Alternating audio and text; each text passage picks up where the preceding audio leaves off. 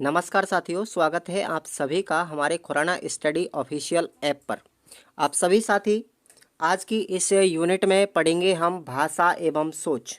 तो ये हमारा बच्चे और सीखना पहला मॉडल पेपर चल रहा है और इस मॉडल पेपर की इसमें अपनी सीरीज चल रही है।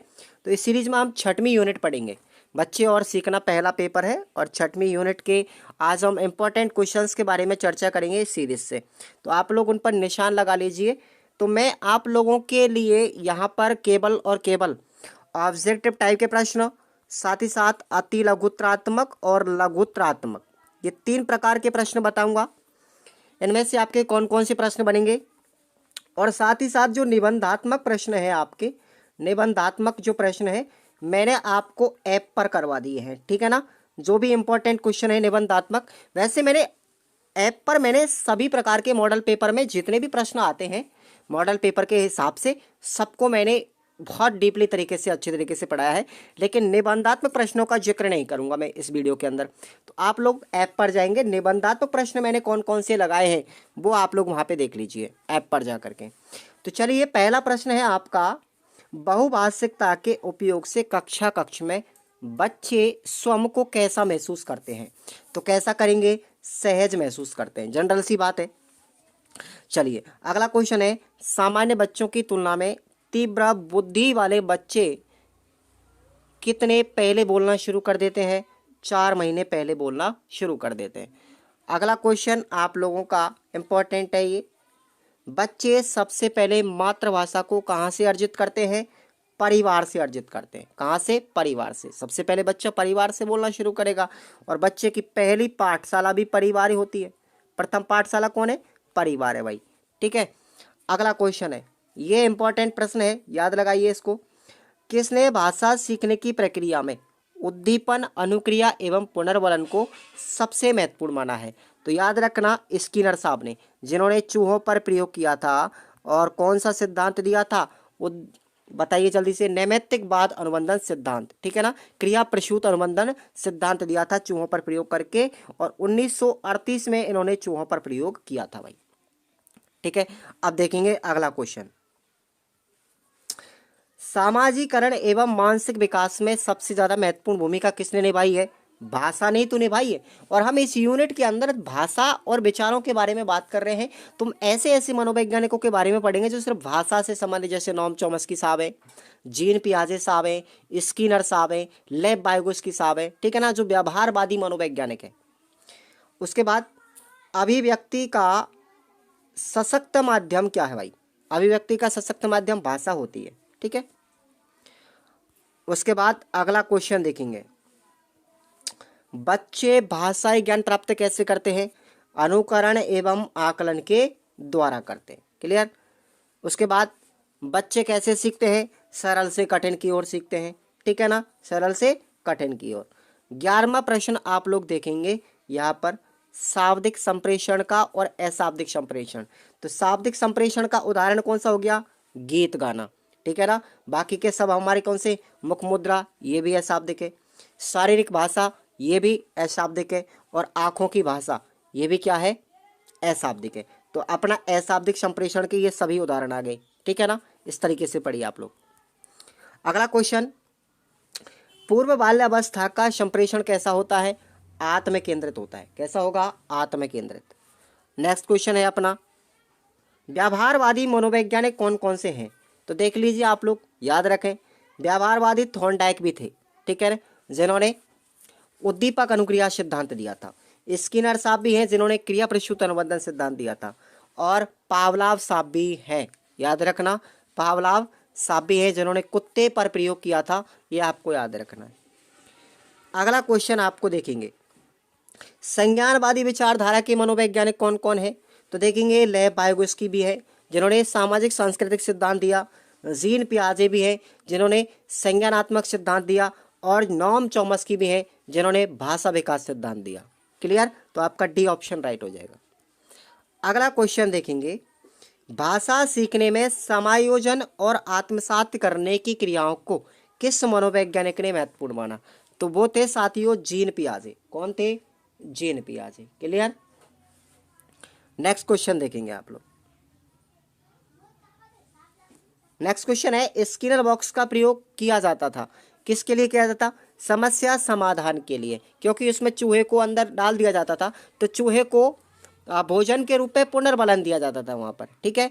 इस वजह से एक भाषा समस्या समाधान का काम करेगा स्किनर बॉक्स। सीखना व्यवहार में उत्तरोत्तर सामंजस्य की प्रक्रिया है, ये कथन किसका है? इसको आप लोग स्टार लगा लीजिए, तो ये BF स्किनर का ही है। अगला क्वेश्चन देखेंगे आप लोग, ये भी इंपॉर्टेंट है कि किसने भाषा के सीखने को सामाजिक व सांस्कृतिक परिवेश में प्रभावित माना है? तो ये थे हमारे लेव वाइगोत्स्की, और इन्होंने ही सामाजिक एवं सांस्कृतिक सिद्धांत दिया और बताया कि बच्चा जो होता है एक दूसरे के संपर्क में आकर के अपने अधिगम को करता है, अपनी भाषा का विकास करता है। क्लियर? SOB की अवधारणा में क्रिया का प्रतीक क्या बताया था? साथ ही उन्होंने B बताया था। क्या बताया था? B बताया था। और S किसका था? उद्दीपक का था, स्टिमुलस, ठीक है। तो ये आपको याद रखना है। अब हम बात करेंगे अति लघुत्तरात्मक प्रश्नों की तरफ। देखो यहाँ से अगर आप थोड़ा थोड़ा पढ़ते रहेंगे ना, तो आपको कुछ चीज़ें रिवीजन के रूप में मिलती रहेंगी। हालांकि किताबें सब विद्यार्थियों के पास में है, पढ़ने सभी विद्यार्थी जानते हैं, लेकिन अगर आपको थोड़ा सा सपोर्ट मिल जाता है ना, तो वो बेटर रहता है। आप लोग टेलीग्राम को ज्वाइन कर लो सभी विद्यार्थी, और ऐप पर जा करके आप उस कोर्स को ज्वाइन करो। वहाँ से आपको डायरेक्टली क्वेश्चन आपको मिलेगा सीधा एग्जाम के अंदर। ये इसकी चीज़ जिम्मेदारी मेरी है कि आपको प्रश्न कैसे दिलाना है पेपर के अंदर, ठीक है। तो भाषा से तात्पर्य क्या है, बताइए जल्दी से। भाषा किसे कहते हैं? भाषा ध्वनि प्रतीकों, संकेतों की एक ऐसी मान्य अवस्था है जिसके द्वारा एक भाषा के लोग आपस में अपने विचारों का आदान प्रदान करते हैं। अर्थात भाषा के द्वारा हमारे विचार, भाव व अन्य मानसिक सामग्री के अभिव्यक्त होती है और एक साधन भी होता है। तो यही क्या कहलाती है? भाषा। इसी तरीके से आपसे अगर संप्रेषण पूछा जाए, कॉम्प्रिहेंशन, ये आप लोग पहली यूनिट में भी पढ़ चुके हैं। तो संप्रेषण का मतलब आप जानते ही है कि जब दो व्यक्ति आपस में बात करते हैं, तो इस बात करने के तरीके के द्वारा वे अपने विचारों, तथ्यों और संवेगों का क्या करते हैं? आदान प्रदान करते हैं। तो यही प्रक्रिया क्या कहलाती है? संप्रेषण कहलाती है, वार्तालाप, ठीक है। अब आता है हमारा नेक्स्ट प्रश्न है। नेक्स्ट प्रश्न में बात करेंगे कि शाब्दिक संप्रेषण होता क्या है। शाब्दिक और अशाब्दिक दो प्रकार के संप्रेषण होते हैं, याद रखना आप लोग। तो दोनों प्रकार के संप्रेषणों की हम बात कर लेंगे, एक प्रश्न आपको मिल जाएगा। यानी जो भाषा के द्वारा व्यक्त किए जा सके उनको हम बोलते हैं शाब्दिक संप्रेषण। हम बोल करके हम किसी चीज़ को हम बातचीत करते हैं ना, वो है। जैसे बोलना, गीत गाना, कविता, तस्वीर, मानचित्र, फिल्म, चार्ट, किताब, समाचार पत्र, इन सबको हम पढ़ते हैं, इनके माध्यम से हम संप्रेषण करते हैं। तो वो है हमारा शाब्दिक। और अशाब्दिक का मतलब होता है हमारे हाव भाव, मुख मुद्रा, आंखों की भाषा, ध्वनि संकेत आदि के द्वारा अगर हम किसी को सूचित करें या संप्रेषण करें, वो कहलाता है हमारा अशाब्दिक संप्रेषण। इस तरीके से भाषा शैली में आप लोग याद कीजिए, ठीक है। अब बात करेंगे हम बाल्यावस्था में संप्रेषण होता किस तरीके से है। तो देखिए, इस अवस्था में बच्चे संप्रेषण हेतु अनेक माध्यमों का उपयोग करने लगते हैं।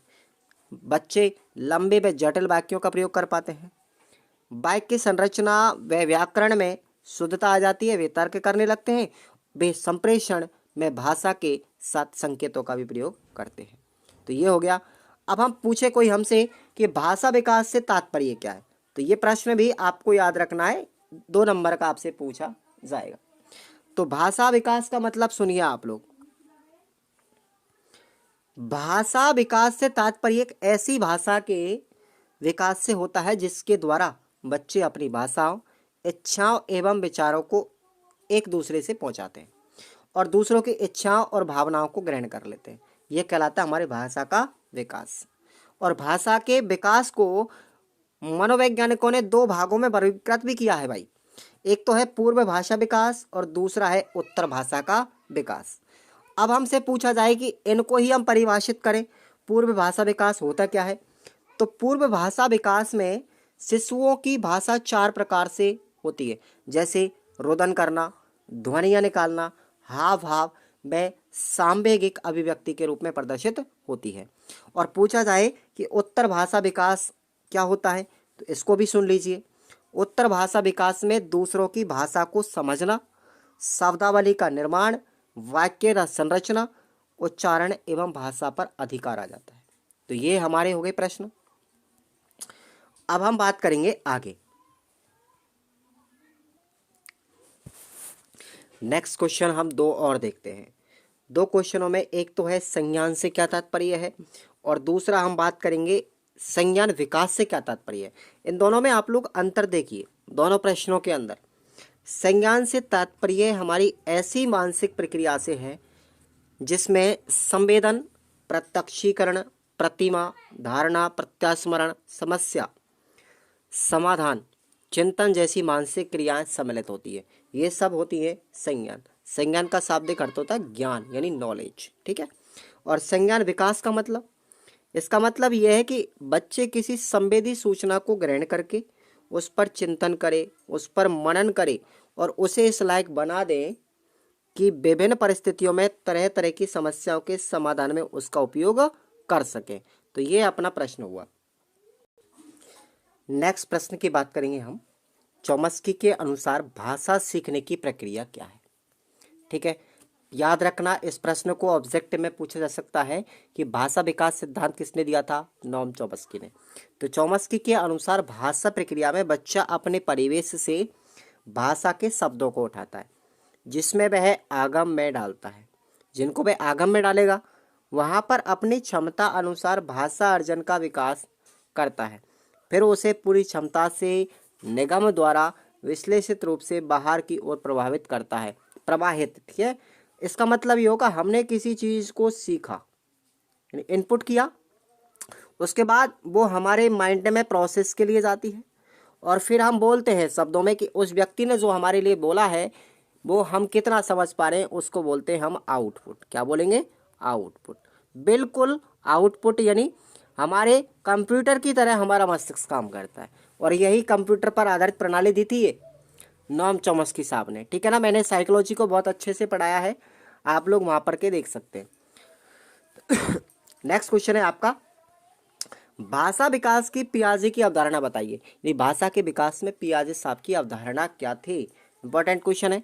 तो देखेंगे आप लोग, पियाजे भाषा को जन्मजात कभी नहीं मानते थे। भाषा विकास का स्रोत है। भाषा किसका स्रोत है, विकास का। और यह जीव व वातावरण के बीच की अंतःक्रिया है। बच्चा जिस प्रकार के वातावरण के संपर्क में आता है या जिसके साथ उसकी अंतःक्रिया चलती है उससे उसकी सोच एवं मानसिक स्थिति में बदलाव आता है और यही बदलाव उसके भाषा विकास को आगे बढ़ाते हैं। तो ये अवधारणा थी भाषा के विकास में जीन पियाजे साहब की, ठीक है। अब आपसे पूछा जाए, एक नंबर का क्वेश्चन मैंने अभी आपको बता दिया कि पियाजे साहब की क्रिया को दो भागों में बांटा गया था सीखने के लिए। एक तो था हमारा समायोजन और दूसरा था आत्मसात। क्लियर। अब हम बात करते हैं अगले प्रश्न की, बहुभाषिकता से आपका क्या तात्पर्य है। ये प्रश्न आप लोग नोट कर लीजिए।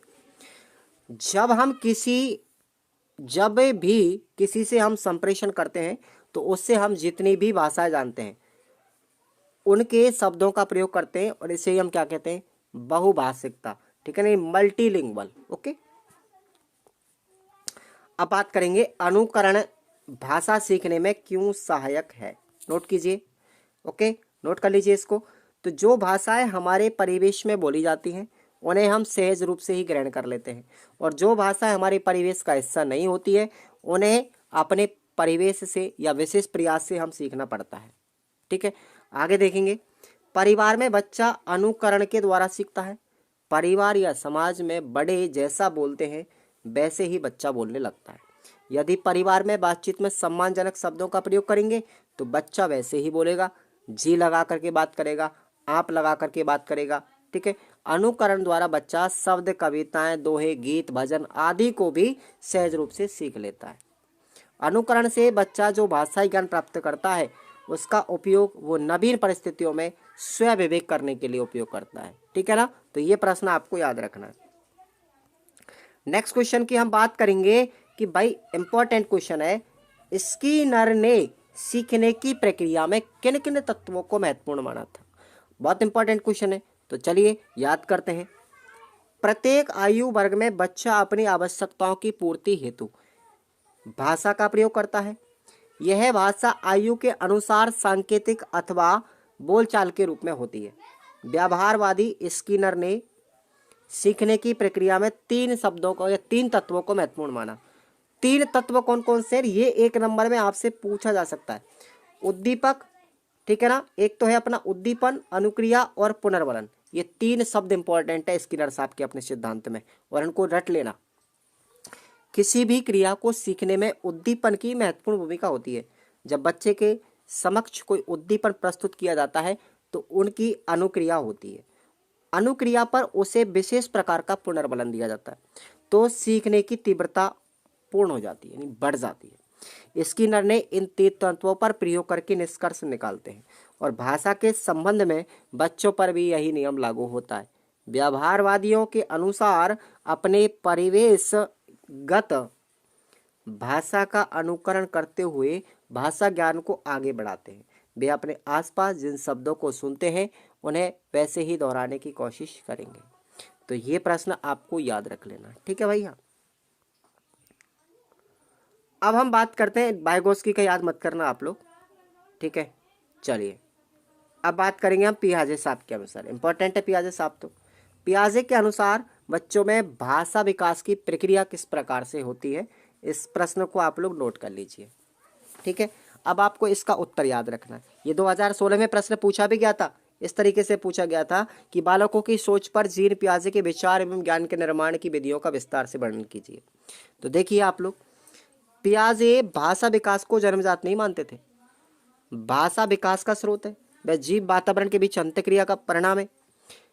बच्चा जिस प्रकार के वातावरण में संपर्क में आता है, जिसके साथ उसकी अंतःक्रिया चलती है, उससे उसकी सोच और मानसिक स्थिति में बदलाव होते हैं। ये लाइन हम ऊपर पढ़ चुके हैं, ठीक है। और 2 तत्व महत्वपूर्ण माने, एक तो था समायोजन और एक था आत्मसात। 2 वर्गों में बांटा था जीन पियाजे ने भाषा सिद्धांत को।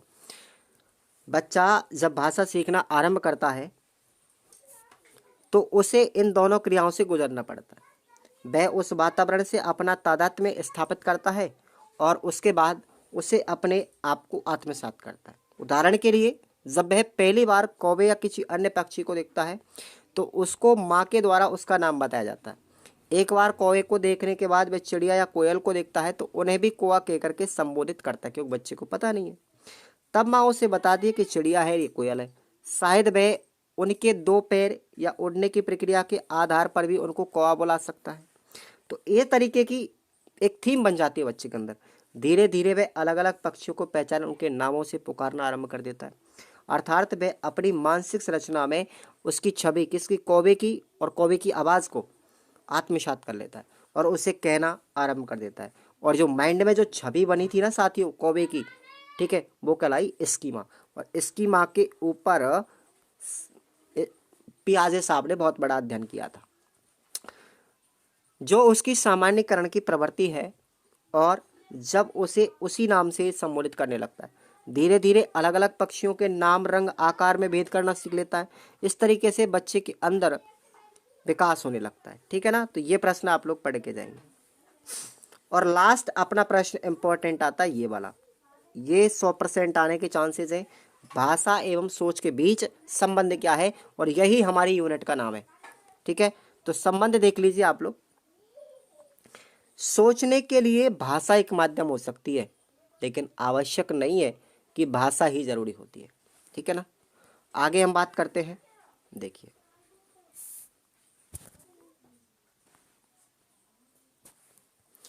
हम सामान्यतः उसी भाषा में सीखते हैं जो हमारी सामान्य बोलचाल की भाषा है। जो सुन बोल नहीं सकते वे देख या पढ़ तो सकते हैं, संकेत भाषा में बात भी कर सकते हैं और उसी अनुरूप में सोच भी सकते हैं। सोच भाषा ज्ञान से परे है, पर फिर भी उसका भाषा ज्ञान अच्छा है। उन्हें सोचने हेतु स्पष्ट शब्दावली मिल जाती है और यह निश्चित ही सोच को बेहतर बनाता है। भाषा और सोच में घनिष्ठ संबंध है, दोनों ही एक दूसरे को प्रभावित करती हैं। यह तो स्पष्ट हो गया कि भाषा सोच का आधार तो है। भाषा ज्ञान सोच को परिपक्व बनाने में सहायक होती है और सोच भी भाषा को प्रभावित करती है। जैसा हम सोचते हैं वैसा हम बोलते हैं। तो ये प्रश्न इंपॉर्टेंट है, इसको आप लोग याद करके जाना है।